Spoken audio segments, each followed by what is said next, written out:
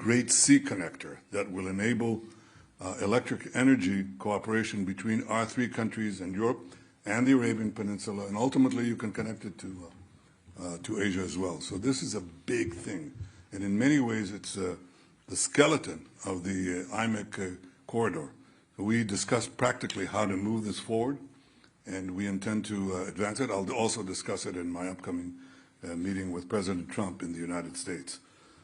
We agree to deepen cooperation in artificial intelligence and cybersecurity, advanced research. Israel is already a global technology leader, and together with Greece and Cyprus, we will shape the region's future in cutting-edge new technologies. I want to tell you that a lot is going on right now. Israeli companies, high-tech companies, are flocking to Cyprus and to Greece. It basically says that they believe in the economic management. We're not jealous. We believe in competition. There are, 137 flights a week? 186. 186 flights a week between Israel and Cyprus. It's unbelievable. Just compute that, how many flights a day. And I don't know of many Israeli investors who have not visited Greece or are not investing in Greece. An increasing amount are growing there. And again, I think this is a sign of the dynamism of our economies. Israel's economy, which has been rated third by The Economist as the most vibrant economy on the planet, third most vibrant economy on the planet. I think we were shortchanged, but that's all right. But I believe that there's dynamism here. There is, at once, great opportunity, but also great challenges, and we recognize them. We affirmed our commitment to expanding the Abraham Accords, to widening the circle of cooperation between Israel and the Arab world. We also expressed support for Lebanon's sovereignty and for a future in which legitimate state institutions hold authority and military power, and not terrorist militias. We agreed today to deepen our security and defense cooperation.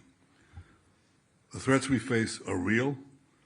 Together, we're defending not only our own nations, but vital sea lanes and critical infrastructure that the global economy depends on. I cannot skip the opportunity to call for the immediate return of Rani Gvili, the Israeli hostage that is still held by Hamas. This is contrary to the laws of war, and this is something that has to be completed. But we are, in general, fighting a battle for an orderly future of states that wants to seize the future against those forces who want to drag us back to a dark medieval past that has nothing to do with modernity and nothing to do with progress. Now, Israel, Greece, and Cyprus are three ancient countries with ancient peoples. Jerusalem and Athens are the foundations of Western civilization, and in Cyprus, both cultures flourished. So you have to go to the Western Wall in Jerusalem, or you go to the Acropolis in Athens, or you go to the incredible historic museum in Nicosia, which I did, and you see the glory of our past. So all three of us are very proud of our history in our ancestral homelands as we seize the future. Now, it is true that all of our countries were conquered in the past by a succession of empires. But through courage and sacrifice, we achieved our independence in modern times. Greece, 195 years ago, Israel, 78 years ago, Cyprus, 65 years ago. To those who fantasize they can reestablish their empires and their dominion over our lands, I say, forget it. It's not going to happen. Don't even think about it. We are committed and able to defend ourselves, and our cooperation further enhances that capability. Together, we three genuine democracies in the Eastern Mediterranean shall advance security, prosperity, and liberty. With God's help, we will bring a brighter and safer future to our nations and to the entire region. Together, we'll bring stability through strength, prosperity through strength, and most important, peace through strength. I wish to wish you all happy holidays. Thank you. Dear Benjamin, dear Kyriakos, on this final day of Hanukkah, allow me to start by conveying my warm wishes to Jewish communities around the world. Regrettably, the first day of Hanukkah was marked by a horrific anti-Semitic attack in Australia. So I would like to stress once again that we stand in solidarity with all those affected and reaffirm our unwavering commitment to fighting anti-Semitism. Dear friends, today, during our deliberations, we reaffirm the strategic nature of our alliance anchored in shared values, common interests, and converging objectives, driven by a vision for regional integration, prosperity, stability, and of course, security. And I have to say that our trilateral format has further matured and deepened our cooperation in a broad range of sectors, including energy and interconnectivity, of course, security and defense, maritime cooperation, crisis preparedness and civil protection, innovation and security, as well as people-to-people contacts. The Prime Minister very correctly mentioned the 186 flights that we have every week during summertime from Israel. I'm also particularly pleased today for the revived trilateral secretariat in Cyprus, in Nicosia, which now provides an institutional framework for task forces, working groups, and finalization and implementation of pending agreements.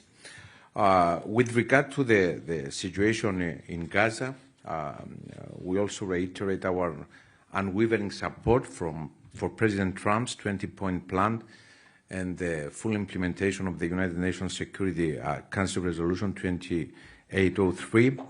Cyprus, as you know, building upon the Amalthea Plan, continues to support humanitarian assistance, security, and early recovery efforts through our 6-point plan, first presented during the Sharm el-Sheikh meeting in October, which fully aligns with President Trump's initiative, as well as through our active participation in the Civil-Military Coordination Center, always in full respect of Israel's legitimate security needs. Energy and connectivity were also central during today's discussions. We reaffirmed the strategic importance of the Great Sea Interconnector and broader electricity and energy connectivity projects, notably IMEC, to which Cyprus, Greece, and Israel serve as its Mediterranean link, offering a southeastern gateway connecting Europe with the Middle East and beyond. These initiatives strengthen our trilateral but also our regional cooperation, support diversification, and also enhance regional resilience, fully aligned with our shared objective of secure, sustainable, and interconnected energy markets. On maritime security, we stress our commitment to strengthening cooperation to safeguard sea lanes and critical infrastructure, and welcome the establishment of the Trilateral Maritime Cybersecurity Center of Excellence in Cyprus to be inaugurated in 2026. At the same time, we underline the added value of the 3+1 format with the United States, which amplifies our trilateral cooperation and aligns with the wider regional architecture. This format has proven to be a credible model for advancing stability, connectivity, and strategic cooperation, and we are committed to further reinforcing it. In the same vein, we discuss defense and security cooperation. We can do much more, and we will do so. Also within the 3+1 framework, recognizing at the same time that much more can be achieved in the fields of counterterrorism, cyber, and energy security, always in support of regional stability. Allow me also to say that as today's summit takes place just 8 days before Cyprus assumed the presidency of the Council of the European Union, we had the opportunity to exchange ideas, especially having in mind that one of our key priorities will be the further strengthening of the European Union relations with the region, including, of course, Israel. Dear friends, our presence here today is not symbolic. It is substantive. The partnership between Cyprus, Greece, and Israel is of strategic importance, not only for our three countries, but also for our region and beyond. And together, we'll continue to work in a spirit of trust and cooperation to strengthen stability, security, and prosperity throughout the Eastern Mediterranean. Thank you, Prime Minister. Thank you. Well, Prime Minister, thank you for hosting us today in Jerusalem. And as you pointed out, this is the 10th trilateral summit between Greece, Cyprus, and Israel. And I think this reaffirms the depth, the maturity, but also the strategic importance of a partnership that has clearly stood the test of time, has proven resilient and adaptable, and continues to contribute significantly to the stability and security in the Eastern Mediterranean. Let me also echo what Nikos said and express our profound abhorrence at the horrific terrorist attack which took place in Sydney. I extend on behalf of the Greek people my heartfelt condolences to the families of the victims, and I would also like to express our solidarity to the Jewish communities worldwide. Anti-Semitism has no place, I repeat, no place in our democratic societies, and combating hatred, bigotry, and racism in all their forms is a shared responsibility, and unfortunately needs to be a continuous endeavor. Our region is undergoing profound change. The last time we met in 2023, things looked very different. We've now entered a new geopolitical phase. This creates some serious risks, but I believe it also creates a window of opportunity to shape a regional security architecture that can deliver peace and prosperity. And I think in this context, our trilateral cooperation carries an even greater strategic weight. It should always be anchored in international law, guided by good neighborly principles. But this cooperation between our coastal states, three strong, thriving democracies, I think we can generate opportunities that advance the prosperity not only of our people, but also of the people in the Eastern Mediterranean in general. We spoke about the way forward in Gaza. Let me also echo what the Prime Minister said, a call for the last remaining victim from the October 7th massacre to be returned to Israel. But I do believe that after 2 years of war and following President Trump's personal engagement, a new opportunity has emerged, and advancing the 20-point peace plan and moving forward to the second phase of an agreement should be a shared responsibility. Always making sure that we completely eliminate the threat of terrorism, guaranteeing Israel's security, and further enhancing regional stability. We always stand ready to contribute to the day after through diplomacy and stabilization efforts. I think we're a country that is well respected in the region, and should there be an opportunity to play this role, we will certainly embrace it.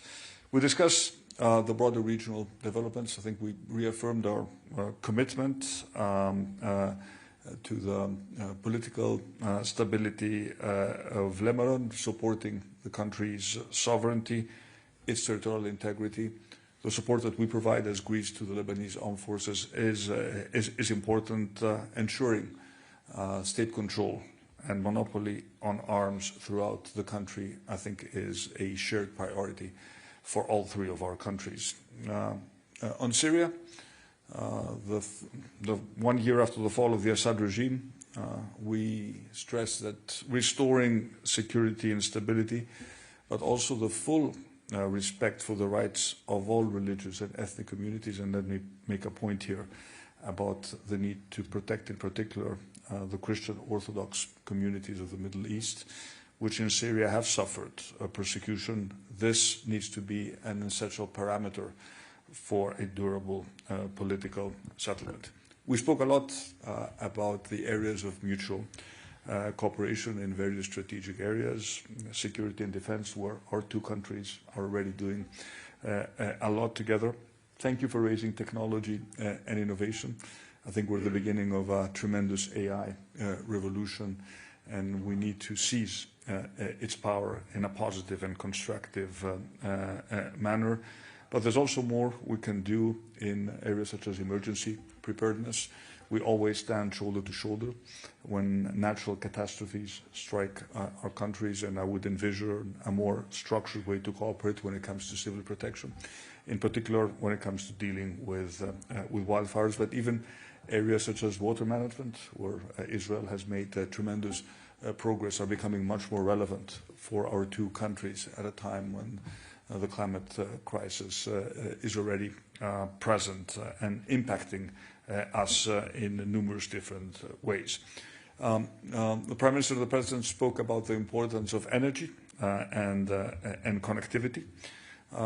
Greece is emerging as a key energy hub in the southeastern European. We are a gateway for LNG, which is something that could be very relevant to both Cyprus and Israel. We're becoming a net exporter of electricity, and of course ensuring that the important interconnection projects that connect our three countries move forward remains a key priority for our three countries. Maritime security was discussed, another key priority, especially for Greece as a leading maritime nation, and the President mentioned the Maritime Cybersecurity Center of Excellence in Cyprus. This is expected to become operational next year, and this will enhance the protection of our shared maritime territory. And of course, next year our navies and coast guards will conduct a joint exercise focused on marine pollution response. We also discussed the importance of IMEC and the necessity to move from what is currently a vague concept to specific deliverables, project-oriented deliverables that will demonstrate the great value of this strategic corridor that will connect India, the Middle East, Israel, Cyprus, and continental Europe. We see a lot of potential in working together in these projects, and as we see a lot of potential in further reviving and strengthening, and I'm sure this is a point that you will make when you visit the United States over the next days, in the 3+1 cooperation of the United States. This remains central to our vision for a stable and prosperous Eastern Mediterranean. I think the U.S. engagement adds obviously clear value, particularly in energy and infrastructure. And let me again repeat here how quickly the U.S. moved to sign agreements in Greece, but also with Greece, to activate the vertical corridor, which will send American liquefied natural gas through Greece to Bulgaria, Romania, Ukraine, Moldova, Hungary. This is adding another geopolitical and geoeconomic dimension to the Eastern Mediterranean, and I think keeps the United States very interested in the region. So let me conclude by repeating that this partnership has delivered concrete results, and it will deliver even more concrete results in this new era of challenges and opportunities. We very much look forward to continue working together and building on this exceptionally successful trilateral cooperation. Prime Minister, thank you. Thank you. Thank you again. Thank you. Please. Okay, thank you very much. The spokesteams of the three countries will release a joint written statement shortly. Now we will be taking questions. First question, please. Channel 14. תודה רבה, ראש הממשלה. אנחנו שומעים לאחרונה פרסומים על תרגילים שמתקיימים באיראן שמכוונים נגד ישראל. יש לנו ממה לחשוש? אנחנו יודעים שאיראן מקיימת תרגילים בתקופה האחרונה. אנחנו עוקבים אחרי זה, ואנחנו עושים את ההיערכות הנדרשת. אני רוצה להעביר כאן בצורה ברורה לאיראן. כל פעולה נגד ישראל תענה בתגובה חריפה מאוד. Channel 24, Ari, please. ראינו פרסומים אתמול לגבי אלי פלדשטיין, השאלה אם אתה עדיין חושב שהוא פטריוט ישראלי נלהב. אני לא רוצה להתייחס כאן לדברים, אני חושב שכבר הוכח במקרה של יונתן אוריך, שבית המשפט אמר שהכל, בעצם הכל פייק. אין כאן עבירה, יש כאן פשוט ניסיון של הכפשה, וחבל שכורכים אדם, לוחצים עליו, גוררים אותו לכל מיני אמירות שאין להם שום בסיס. We want to take questions in English because we have guests here that don't speak Hebrew. So if somebody wants to ask a question in English, Dani Zaken? Yeah, please. Kalispera, Prime Minister and President. What's the message that you're sending from here to Turkey? Excuse me, we're taking questions for the Prime Minister of Israel. No, you can ask me that. That's okay. Fine. Okay. Well, I would love to get answers from them too. And for you, Mr. President, Mr. Prime Minister, about Iran, what do you expect President Trump to join Israel, to help Israel, what cooperation do you expect from your meeting with President Trump regarding Iran?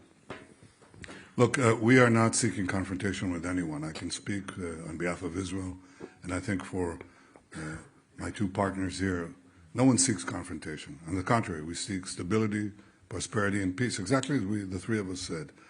Obviously, we are committed to defending each one of our countries, but also defending maritime lanes and other things that are shared in common and that go under international norms. I think that is obvious.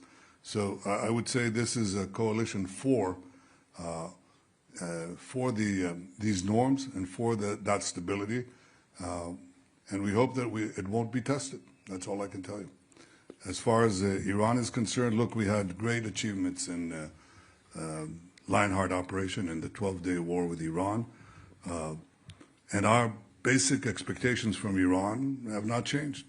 The level of enrichment and other activities, the ending of the proxy wars against us, that has not changed. And I don't think it's changed I know it's not changed in the American position. So obviously it will be an item in our discussions, but I have to tell you that I think the focus will be on Gaza, the next stage, and on other issues that engage us from the other H's. We have Hamas, but we also have Hezbollah, and our desire to see a stable and sovereign Lebanon, and of course the Houthis as well that are blocking international shipping that affects Greece, affects Cyprus, and affects us as well. Okay, due to lack of time, we're taking one more question, and that's it. Channel 12, please. Karen Metzeler. Thank you, Prime Minister. You chaired today the meeting that determined the mandate and the scope for the Governmental Investigative Committee. How is it possible when you are going to be one of the person that will be maybe the main investigator? And what is the message to the families who have lost everything? What is your message to them that they are saying it can't be? And if I may ask the guest? No. No. They both. Yeah. I think we all have to give answers.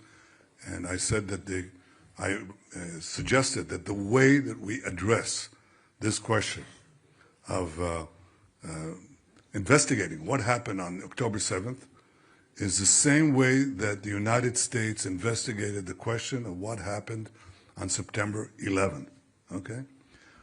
This was the greatest tragedy that befell Israel in our modern history, and this is the greatest tragedy that befell America on its greatest tragedy, okay? In their history, actually, their total history. All right, so what did the United States do? They had a president, okay? He was there. What did he do? He said, look, there's no way to turn this into a partisan issue. So I'm going to turn to both Republicans and Democrats and establish a special committee. He actually legislated a special law. And he said, this is a law for the a bipartisan investigative commission to investigate what happened on September 11th. That's exactly what we are doing. I suggested that the only way that this can be dealt with is to establish a bipartisan investigatory committee, half of whose members will be appointed by the coalition, half of whose members will be appointed by the opposition. There is no better way to do this. They can ask any question. They can raise any subject. They can question anyone they want, including me. But that is the only way that you're going to get to the airing of the truth. Everybody, how can people refuse that? How can they possibly refuse that? I didn't hear when President Bush put forward this idea of a bipartisan investigative committee, a special committee. Nobody said, well, it's service of the politicians. It's not. It wasn't. And its acceptance, or I'd rather say its conclusions, were accepted very broadly by the American people. I think that's what we have to do here. So if you strip away all the political agendas, or in fact, keep them. One side will raise their political agenda, the other side will raise their political agenda, the truth will come out. Now, do you want me to repeat that in Hebrew? No, I know you don't. No, that's it. I'm sorry, we're not taking any more questions. Yeah. I want to thank our great guests. Thank you very much. And see you again in Jerusalem. Yeah, next year in Jerusalem, unless we have a fundamental change of this absurdity of the ICC. Thank you.